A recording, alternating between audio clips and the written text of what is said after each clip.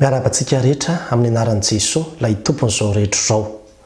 Ianao aloha no jeren'ny tompo vao ny fanatitra ataonao. Izay indray ry havana no lohatenin'ity vidéo manaraka ity. Ao anatin'ny Baiboly dia be dia be ny tantara azo anaporofonana izany. Tantara roa ihany aloha no raisiko amin'ity an'ity dia ny tantara haitsika tsara any amin'ny Genesis 4 ny amin'ny Kaina sy Abela. Ambarany eo amin'ny andininy 7 manao hoe ary rehefa afaka elaela dia nitondran'ny Kaina ny vokatry ny tany ho fanatitra ho an'i Jehova. Fa nitondrany Abela kosa ny voalohan'ny terak'ondriny dia izay matavy. Eo zany tsika dia mahita prahalahy i Kaina sy Abela samy nanolotra fanatitra ho an'Andriamanitra. Ny an'i Kaina ilay zokony dia ambarany eo manao hoe vokatry ny tany. Zay zavatra vokatry ny tany zany, asa mety ny legioma ny.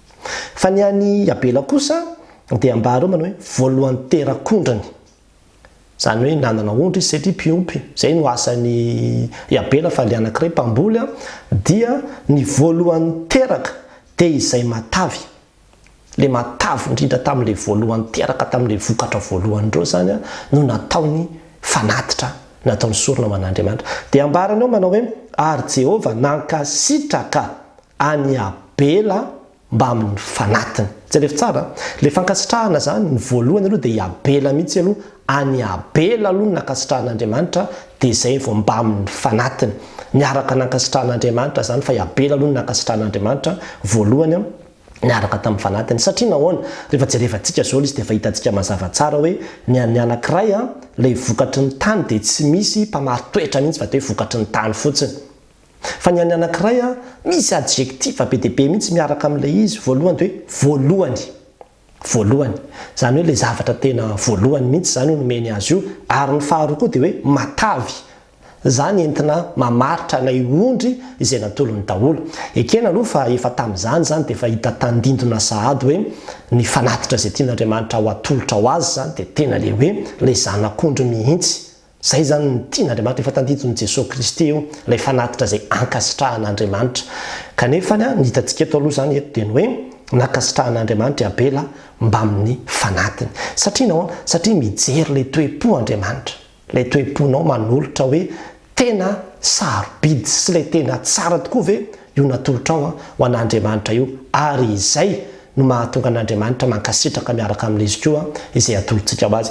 Tsy eo ihany fa tantara faharoa ihany koa izay ho resantsika dia any amin'ny filazantsara.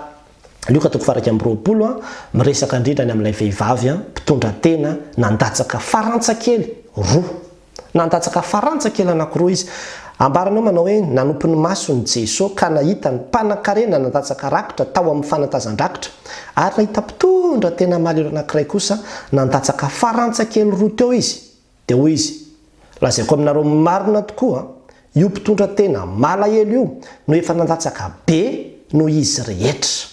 Fa ireo rehetra ireo dia tamin'ny habeny fananany no nandatsahany tao amin'ny rakitra, fa izy kosa tamin'ny fahantrany no nandatsahany ny fivelomany rehetra izay nananany. Eto zany tsika dia mahita hoe Jesosy Kristy io tena mijery ny rakitra izay ataontsika io. Zay no hitantsika nanompo ny masony ka nahita ny mpanan-karena dia hitany daholo dia valoriseny daholo ny zavatra arotsaka le olona ao zany, jerevany daholo. Dia mahita izy dia nisy ramatoa be anankiray manjokozoko mandeha avy any mpitondra tena. Zany hoe olona mahandry zany, olona toka-tena e. Tsy manambady amelona azy akory. Dia vola kely ny teny amin'ny teny farantsakely anankiroa.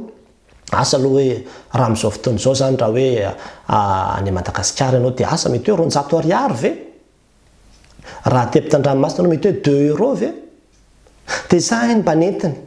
Kely dia kely izy rehefa jerevana amin'ny fomba fijeren'olombelona zany, kely dia kely izy. Fa teo anatrehan'i Jesosy Kristy io ny goavana indrindra.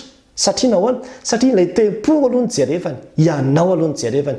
Teo amin'ny ramatoa zany ity vola izay narotsaka ity dia tena hoe vola be tsy tokony tsoforoana. Satria io no mba vola tany am-paosiny.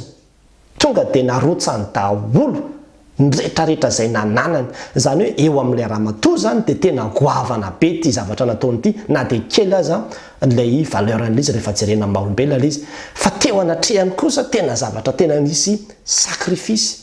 nisy tena fafoizana ray manontolo mihitsy hoe inona no aniko rehefa aveo, inona mba azoko atao rehefa aveo, fa tonga dia narotsany daholo ilay izy. Dia hoy Jesosy hoe ny azy no lehibe indrindra.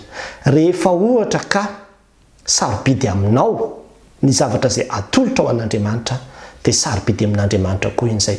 Fa rehefa tsinitsinina aminao na ambokambiny aminao, dia toy ny ambokambiny sy tsinitsinina ihany koa iny eo anatrehan'Andriamanitra, satria ilay faharesendahatra ao dia tena mikaonty eo anatrehan'Andriamanitra.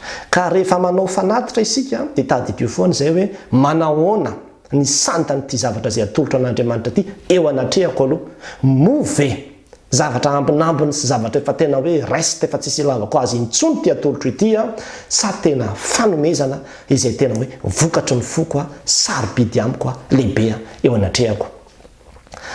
Ny tena koravana nisy fotoana nandeha nanao tafika masina tany ambanivohitra Toliara tany.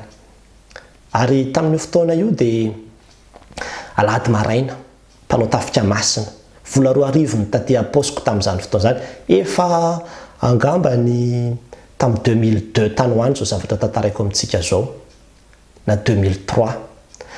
Dia 2 ariary ny taty apôsiko tadidiko tsara mihitsy dia hoe za hoe andeha hitady vola majinika atao rakitra satria fa zay ny mahazatra atsika, atao majinika foana le rakitra, atao majinika zay nefa mahazatra, ary efa hoe tsy misy miatrehitra mihitsy hoe fahotany zany fa zay mihitsy aloha izy. Ndraindray koa moa misy fahalemen'ny fiangonana ihany satria be loatra le rakitra dia lasa le fiangonana mihitsy no mitaiza le olona hanakalo majinika, fa tsy idirako lalo iny aloha fa manaraka iny mbola resahantsika. Fa dia lasa kanefa any Toliara any anaty dezera tezatezaka be tany le toerana, tsy izy mpivarotra mihitsy raha tsy alavitra be na hoe raha tsy efa-tsia fa bara ny misy.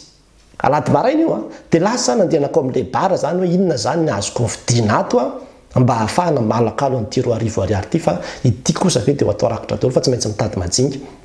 Dia lasa tonga atao amin'ilay bara dia nijery teo dia tsy hita mihitsy atao fa dia nisy Coca-Cola teo. Le Coca-Cola ohatrinona dia hoe 700. Dia ay mety zany Coca zany 700 dia za hoe ny 300 zany atao rakitra dia ny 1 zany ambombola mipetraka aty amiko. Zay zany ny plan tao anatiko. Dia nividiana le Coca-Cola dia nisotroana aingakaingana teo dia lasa nandeha nakany am-piangonana. Rehefa tao am-piangonana amin'izay nefany dia nandeha ny fampianarana tao am-piangonana zany dia io fampianarany amin'ny hoe manahoana ny toeponao rehefa manolotra ao an'Andriamanitra ianao, zay sombitsombiny ve, zay kely ve. Dia tonga saina be hoe way le Coca-Cola 700 ariary tsy nampiotsina akory no mividy azy, na dia nisotroana makamaka tsy nieritreretiko sotroana akory azy, fa nefa raha no rakitra ka hoe 700 ariary ohatrany hoe vola be amiko zany. Tonga dia nifona teo anatrehan'Andriamanitra ohatrany hoe tompo mamondrafo amiko, na rotsaka daholo le 390. Ary tsy laza aminao inona ny fahasoavana nomen'Andriamanitra anahy taorina an'izay zavatra izay, fa tena nisy. Fa izao no tiako hatongavana, tsy hoe manentana antsika hoe ataovy betsaka ny rakitra any am-piangonana, tsy izay mihitsy, fa hoy aho hoe rehefa manolotra ao an'Andriamanitra ianao na inona zavatra atolotra ao an'Andriamanitra dia zavatra misy vidiny aminao, zavatra izay sarobidy aminao atolotra. Fa Andriamanitra anie rehefa nanolotra ho antsika dia ny zanany lahatokana anie no nomeny antsika, inona kosa izay mba hahafonao ho azy tomponao. Andehantsika ravana andinika fa ny tena zava-dehibe indrindra dia ny fotsika, zany ny tena rakitra lehibe indrindra sy ny fanorantenantsika tian'Andriamanitra atolontsika ho azy. Fa amin'ity an'io ty aloha dia tia mpametra-panontanianantsika zany hoe ny rakitra ankasitrahan'Andriamanitra, rakitra manao ahoana? Dia izay hoe ny rakitra izay vokatry ny fo, ny rakitra izay sarobidy avy amintsika, ny rakitra izay maharesy lahatra atsika, ny rakitra izay tsy hoe ny sombitsombiny na ny ambokambiny na izay mety tsy ilaiko intsony, fa tena rakitra izay nomaniko ho amena ho an'Andriamanitra mihitsy. Ka na eo aza mety fahasahiranana sy ny toy izany efa misy nomaniko ho atolotra ho an'Andriamanitra dia izay no atolotra azy. Dia mampahery antsika ry havana ho an'Andriamanitra rirany voninahitra. Amen.